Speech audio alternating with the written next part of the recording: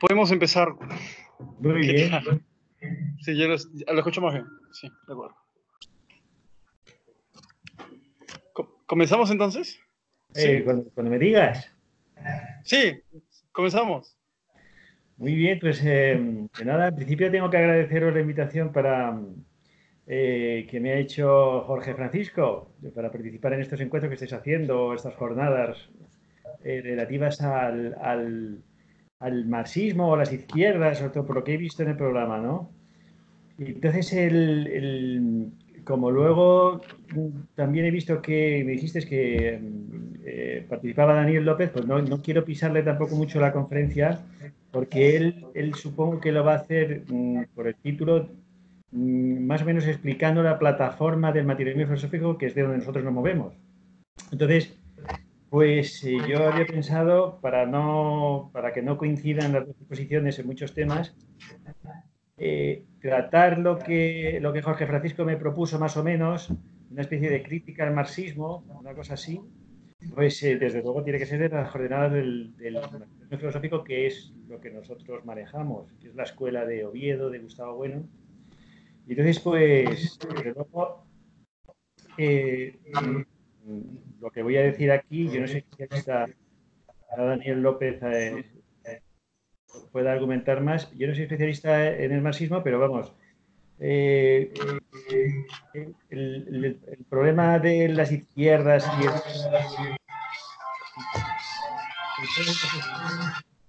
pues, pues son de gran relevancia, ¿no? O por lo menos han sido hasta ahora. Entonces, yo lo que había pensado desde estas jornadas materialistas que nos pues era ver o juzgar o medir la influencia del marxismo hoy en día. Es decir, la presencia de las ideas marxistas en la actualidad. Nosotros defendemos que la filosofía es actualista. La filosofía actualista quiere decir que, que solamente se entiende en función del presente en marcha. ¿Hay algún problema o no? Un poquito más. ¿Se me escucha? Un poquito más despacio, más Despacio. fuerte. Vale. Vamos a ver. ¿Empiezo de nuevo o cómo os parece? Un poquito, lo último nomás. Sí. Muy bien. Nada, decía que la perspectiva de lo que yo voy a decir, pues la perspectiva es la actualidad, el análisis de la actualidad, de la presencia del marxismo, de las ideas marxistas en los diferentes niveles en los que se implanta una filosofía o en los que se mueve una filosofía. Nosotros lo tratamos, en materia filosófico, se entiende que la filosofía es actualista. Es decir, la filosofía no es lo que pensó un autor o lo que escribió en su tiempo, una cosa parecida, sino que la filosofía tiene que estar dada en función del presente en marcha. Este presente en marcha es el que determina la capacidad de una filosofía para entenderlo o no. Entonces el marxismo hoy en día, ese sería el problema, el marxismo hoy en día tiene la capacidad para implantarse políticamente, para entender el presente tal y como está ahora, desde que se construyó hace siglo y medio. Este sería el problema. Entonces, desde luego la filosofía tiene que ser, la filosofía es práctica siempre. Bueno, quiere decir que toda teoría es práctica. Entonces, el mapa que nosotros utilizamos, el sistema de coordenadas del materialismo filosófico, este sistema de coordenadas es lo más práctico que puede existir, en la medida en que los movimientos de políticos, económicos o de cualquier tipo tienen una dirección. Entonces, si no se tiene un marco, si no se tiene un mapa de los recorridos y de las direcciones que se toman, realmente no se sabe a dónde se van, no se sabe dónde se dirigen estos planteamientos prácticos, efectivos. Así que entendemos nosotros que un mapa de ideas filosóficas es precisamente lo más práctico que puede haber. Esto lo puede entender cualquiera que se mete en una montaña o en una selva, si no tiene mapa, y no tiene un sistema de coordenadas, no sabe lo que está haciendo. Entonces nosotros hemos puesto, desde luego vamos a ver, lo fundamental que voy a decir es que el núcleo político del marxismo hoy en día es residual completamente. O sea, el núcleo de la esencia de la escuela marxista está dado en función de la implantación política real, efectiva. Y si no se produce eso, esta esencia marxista aparece. Entonces, a mi modo de ver, ahora mismo, el marxismo, si tiene implantación, no es política, sino que si tiene implantación es en las ciencias sociales, frente a otras posiciones ideológicas, pero también académicas. Por ejemplo, los liberales o los liberales o ese tipo de cuestiones. Entonces, en las ciencias sociales, en el plano teórico, sí que hay, como está pasando aquí ahora mismo, como hacéis vosotros, sí que hay presencia del marxismo, pero no en el plano político. Y entonces vamos a hacer un dibujo del desarrollo de la escuela marxista para ver que realmente es así. Realmente ha politicado ya. Entonces la idea de agonía, la agonía del marxismo, la llamamos de Unamuno. Unamuno en 1924 escribió un libro titulado La agonía del cristianismo. Ahí Unamuno lo que venía a decir es que el cristiano estaba en agonía, la vida cristiana es una agonía porque está en lucha. Un agón es una lucha, un combate. Y una agonía es un trance, no estás en trance de muerte. Esta presencia de la muerte en Unamuno pues es clave. Y Unamuno lo entendía precisamente en los tiempos donde ya estaba el comunismo tomando un auge en los años 20, los años 30, luego la Guerra Civil Española. Unamuno entendía que había una contradicción entre las ganas, el agón, las ganas de inmortalidad, la pasión y la razón.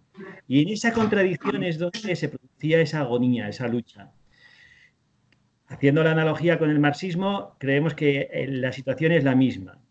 El marxismo se configura como en contradicción con el capitalismo. Es decir, en lucha. Y, curiosamente, el plano político del comunismo ha caído, se ha derrumbado completamente. Entonces estaríamos ahora en presencia de esa agonía en el trance este final de esta contradicción. Bien, entonces, la cuestión es, tan metafísico es la contradicción de Unamuno entre la fe y la razón, o la pasión y el corazón y la cabeza, como la contradicción comunismo-capitalismo. A mi modo de ver, sí. Es decir, el plano metafísico donde se mueve Unamuno es del mismo nivel, del mismo cariz que el plano metafísico donde se mueven ideas como comunismo o como capitalismo, que realmente son mitos. Y la dialéctica que ahí está dada entre ellos hay que entenderla de otro modo, que es lo que vamos a intentar explicar en el tiempo que me ha dado Jorge Francisco. Bien, vamos a ver, lo primero es que lo que nosotros entendemos es que la filosofía se mueve en escuelas. La filosofía no está ni en la mente del que crea el sistema, ni está en los libros escritos, sino que se mueve dentro de las escuelas que defienden esas tesis, esas ideas, esos sistemas, en el presente en marcha. Ahí es donde vive la filosofía, en esa defensa de los escolarcas o de los escolares que siguen defendiendo ese sistema. Ejemplo, Platón crea una escuela, la Academia en Atenas, y inmediatamente hay una continuación. El platonismo, el ismo del platonismo, esa implantación política que era la esencia de la Academia Platónica, lo que se enseñaba es a los políticos, y tiene es decir, la filosofía tiene una esencia, un núcleo, tiene un curso, tiene un cuerpo. El cuerpo lo forman las concatenaciones de las ideas que está trabajando. Las ideas que trabaja la filosofía son producto del conflicto entre los conceptos técnicos y científicos, que son los que entienden el mundo y lo transforman. Entonces, el problema es que los conceptos técnicos y los conceptos científicos de las diferentes categorías no casan. Entonces, no casan en los mismos métodos, las mismas conclusiones que se generan desde las diferentes ciencias. Entonces, esos conflictos que se producen entre las ciencias y las técnicas, cuando están transformando el mundo, es precisamente lo que se llaman ideas. Por ejemplo, cualquiera, por ejemplo, la idea de causa a nivel técnico, la idea de causa a nivel jurídico, la causa de un conflicto, la causa de un pleito, la idea de causa a nivel económico, la causa de un fenómeno económico, la causa de la deflación, por ejemplo, la causa como prolepsis, etcétera. La idea de causa en cada uno de estos contextos es distinto. Entonces, esa idea es la que trabaja la filosofía. Y cualquier otra. Cuando se concatenan esas ideas, se generan sistemas, y estos sistemas tienen un curso histórico. Todos. Y el marxismo también. Entonces, la primera especie de estas filosofías, por ejemplo, la platónica, el platonismo, tiene una segunda especie que es una reactualización del platonismo, por ejemplo, en tiempo de Roma, de Plotino y Proclo, por ejemplo. Luego, en el siglo XII y XIII, el neoplatonismo está alrededor de las disputas sobre los universales. Sí, todos los grandes sistemas filosóficos tienen este desarrollo procesual. El marxismo también. El marxismo también habría tenido un desarrollo, una serie de especies en desarrollo de este núcleo. Podemos ensayar por encima cuál es el núcleo y cuál es este desarrollo. A nuestro modo de ver, el núcleo del marxismo es su implantación política.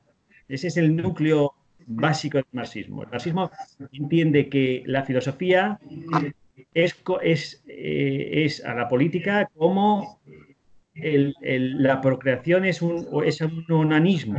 Es decir, la filosofía es un onanismo, si no es práctica. Lo último, que la última parte. Sí. La última partecita. Sí. El marxismo es lo último, sí. Que el marxismo entiende que la filosofía es un onanismo, es una cosa absurda, es una superestructura, no tiene ningún sentido fuera de su implantación política. Esta es la clave. Y ese es el núcleo del marxismo. Entonces, el marxismo se habría desarrollado a partir de los que configuran el sistema, Marx y Engels principalmente, Marx por el lado del materialismo histórico, la economía y la historia, y Engels por el lado del materialismo dialéctico, lo que luego será el Diamat, la filosofía de la naturaleza y todo este asunto. Y el marxismo entonces habría tenido como resultado, una vez muertos, la implantación política en Rusia. Es decir, cuando los revolucionarios, Lenin y sucesores, implantan esta filosofía e implantan su sistema económico. Esta es la primera especie del marxismo. Es el primer recorrido que tiene. ¿Cómo se actualiza el marxismo fuera del contexto del Imperio Ruso, de los soviets? Pues a nuestro modo de ver se desarrolla con los neomarxismos que hay, en el lado capitalista, por así decir. Es decir, todos los desarrollos de los partidos comunistas francés, italiano, Althusser, Godelier, todos estos en el plano, en Inglaterra, en la filosofía de la historia, Perry Anderson o Hobsbawm, todos estos desarrollos. Esto sería una reactualización del marxismo, porque un neomarxismo en la medida en que no se identifican, en muchos de esos tramos, no se identifican con el comunismo realmente existente, que se está desarrollando en la práctica efectiva. Ahora bien, una vez que cae la URSS, una vez que cae el comunismo, una vez que se derrumba completamente el sistema, entonces se produciría una tercera especie dentro de la filosofía marxista, la tercera especie, que ya sería un post-marxismo. Digamos, todo este mar de conflictos políticos, económicos, acabaría en las orillas de este post-marxismo que ya ha perdido el núcleo revolucionario y que ya está vinculado a otras corrientes y vinculado a otras tesis y a otras, diríamos, sería la agonía de la escuela. Como posmarxistas, pues vendría todo el revisionismo desde Lacan o Foucault, todo este postmodernismo. Y entonces aquí estaría Laclau, estaría Chantal Mouffe, la señora que escribe libros con Rejón aquí en España. Entonces, este desarrollo del posmarxismo, diríamos, de la agonía del marxismo, ya quiere decir que es puramente teórico y que ya está vinculado completamente a la democracia y ha perdido su carácter revolucionario y armado, que lo ponemos en el núcleo de esta filosofía. Entonces, precisamente Chantal Mouffe habla de un modelo agonista, el título que hemos puesto pensando en Unamuno, en la medida en que el marxismo ha derivado en una serie de identidades colectivas, como pueden ser las feministas, o como pueden ser los homosexuales, o otra serie de corrientes minoritarias. Y entonces, las pasiones que están alrededor de estas identidades serían ahora mismo, en el caso de Podemos aquí en España, estos nuevos partidos políticos, pues esto es evidente completamente. Aquí no hay nadie. Ya Carrillo, cuando vino a España, ya abandonó la lucha armada con el eurocomunismo. Hola. Estamos en esta situación. Bueno, ahora bien, esta filosofía marxista, la escuela marxista, nosotros la consideramos que es un desarrollo propio de la filosofía alemana. O sea, el marxismo sería el desarrollo de las corrientes de la esencia de la filosofía alemana desde el siglo XVII en adelante y antes. Entonces, y esto lo dice Engels que el proletariado alemán